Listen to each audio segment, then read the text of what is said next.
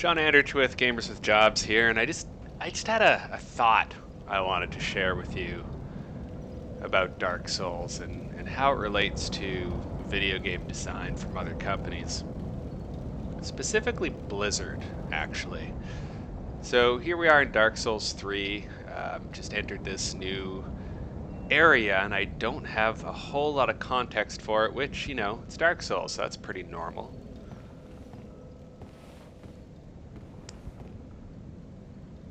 It's a lot of unspoken storytelling. Dark Souls 3. Let me whip out my binoculars here for a second. So there's a giant on a tower. I've seen him shoot that bow and arrow a few times. I don't know at what.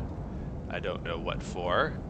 Although, you know, in Dark Souls, if you can see it, there's a good chance you're going to be visiting it eventually, which is one of the cool aspects of the Dark Souls design, and something that you saw in old games, like in Zelda games. There'd be a tower off in the distance, or in Half-Life 2 they did that with the tower as well. In fact, a lot of towers, isn't there? A lot of towers, and just ways of putting you in a place in the overall environment, giving you some idea of where you're going and what you might be doing.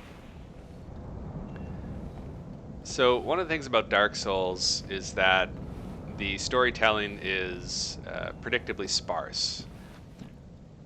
But what Dark Souls does that most games don't is they do tell an environmental story very well, and there's a real subtlety to it, because it's not really just about corpses on poles, birds in the sky, per se. You know, it's not about these torture cages up in a tree, or the fact that the trees have no leaves and the ground is just dirt and old dry grass and roots sticking out of it.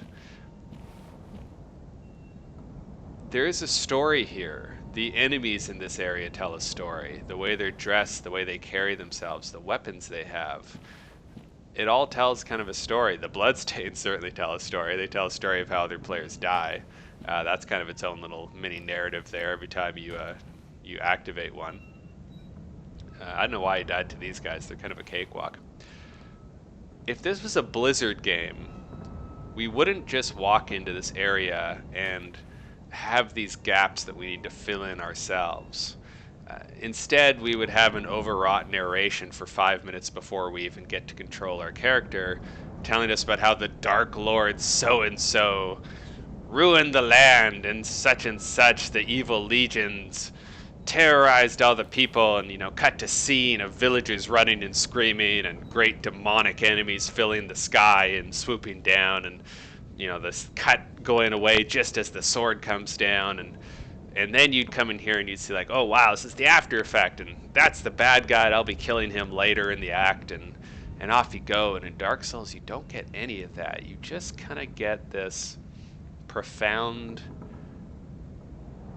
melancholy, almost. Like there's a sadness to it. When you're not actively fighting, you're just kind of looking around, and the whole place is just the world in Dark Souls, it's tired.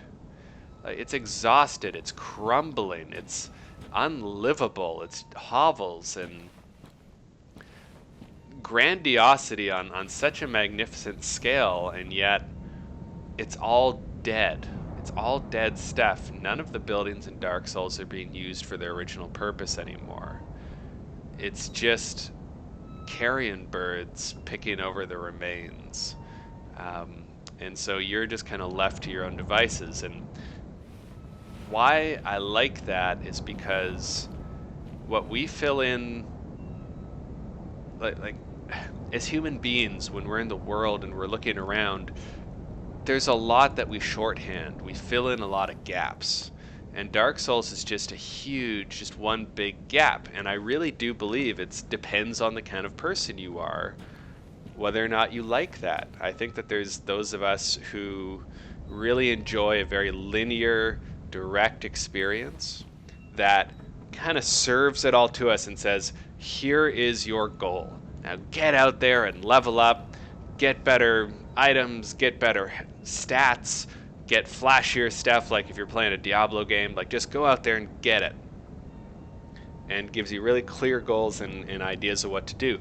Dark Souls, there is a clear goal, which is to get to the end, but there's not a clear progression. There's not a clear reason. Dark Souls says to you as a player, hey, go out there and we're going to give you a structure, but there's going to be all the scaffolding and bare walls and unpainted rooms, and it's just something you need to fill it in yourself, and we're not going to give you everything. So that giant on the tower, that could be optional. You may never come across that giant if you don't go down the right routes. There is a goal there, but only if I choose to go after it. Because some of us like to fill in these blank spaces and have a sort of sense of discovery and a sense of almost, you could call it almost an inner narrative. And then I think that there's some gamers who would definitely prefer having something more directed. They want that Dark Lord, they want legions, they want a clear enemy and clear reasons for doing what they're doing.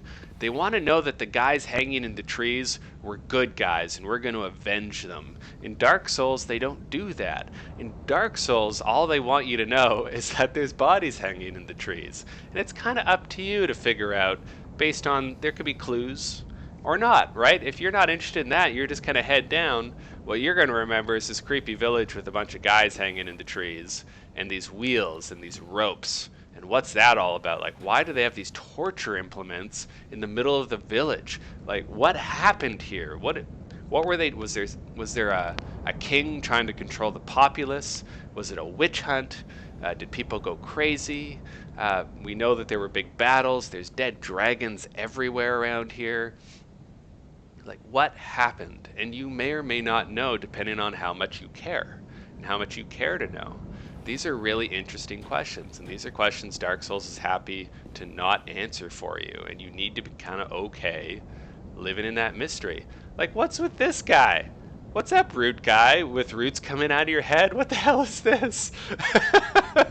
Some video games would look at that and say, well, shit, we can't just have root guys sitting there. There needs to be an origin story. We have to explain it, maybe in some flavor text. Maybe there should be like a little AM radio here I hit play on that it tells me all about root guys' last moments on this earth. There's just so many things Dark Souls is not going to tell you, and that is so cool. And that is just one of the great things. Like, look at this place. Look at how just dilapidated this is. Look at how twitchy that dead body is. Oh, yeah. So twitchy. It's just, like everything. Like, we forget when we're playing games, everything is intentional. Unless you're using Speed Tree or something, everything is placed by human hand. There is a mind behind these placements. Like, hanging from this rafter of corpse, and the head bent just ever so slightly. Is that a sloppy game designer? Maybe. Or it's just telling a story of like, yeah, we were kind of in a hurry. Why are they hanging people in sacks from the roof? Like, I may find out later. I might not. Am I okay with that? Do I need to know everything? No. Because my imagination is so much more powerful than what a game could tell me about what's going on. Instead, Dark Souls, in a way, gives you these amazing tableaus. Like, this is an amazing tableau. You could write a story based on just what I'm looking at right here. You've got these... look at this. Like, there's just people shoved into these cages. There's a guy hanging from the ceiling. There's a light over there which draws your eye. There's an item here which I'll just go and pick up because, who doesn't want items? Ugh, swinging. Ugh. I actually have the HUD turned off. I don't even know what that is. I'll have to deal with that later.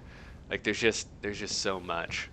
There's so much to take in. There's so much to think about, and it's not in your face, so it's not even something you necessarily think about. You're just moving through this world. Like, I never spend this much time in a Dark Souls area pondering things like I am right now. Like, there's just, you can kind of get real headlong playing Dark Souls and just sort of put your head down and just kind of get over things, but wow, isn't this something? Isn't this just something? It's like, what's going on here, and what is this? That looks like a guy who's in charge, And these look like former villagers, maybe? Obviously, they're the aggressors. They're probably the ones putting people in sacks. We got a fire here, and they're burning a tree with all these corpses on it. Like, what are they doing that for? All these bodies they're burning. Was there a plague? Like, it's just like, it just, there's a reason these games are cool, and there's a reason why Dark Souls and Bloodborne recently has tapped into something and has really garnered a big fan base, and it's been such a slow growth over time. And it really is ultimately, I think, because of stuff like this. It's not just that it's hard, it's not just that it doesn't tell you everything, it's how it gives you the information that it does. It's how it frames scenes like this. It just it kind of trusts your intelligence, but not just that, your emotional intelligence, your ability to tell your own story, your ability to fill in these gaps in a way that's basically automatic. You don't even really have to think about it. You go through a whole area and you come out with something. And sometimes it's really simple, like, man, that was really messed up. And sometimes it's really deep and it can be really profound sometimes, even though it's obviously very grim and pretty darn dark. But there's just questions about worship and gods and how we view the world and how we justify actions. Like there's so much to chew on in a Dark Souls game if you choose to do it. Whereas with Blizzard, there's nothing to chew on. It's just kind of shoved into your mouth and you're told chew, now swallow, okay, go. It's sweet and fun and goes down smooth, and there's a time and place for that, and I enjoy that in its way. But that's not what this is, and I think it's pretty darn special, and I'm really glad that this series exists. So yeah, there you go, just some thoughts about Dark Souls. Nothing much to do with gameplay, but thought you might enjoy that. Thanks for sticking around and listening. You can see more from me and the rest of the Gamers with Jobs conference call crew and our wonderful writers and community at gamerswithjobs.com.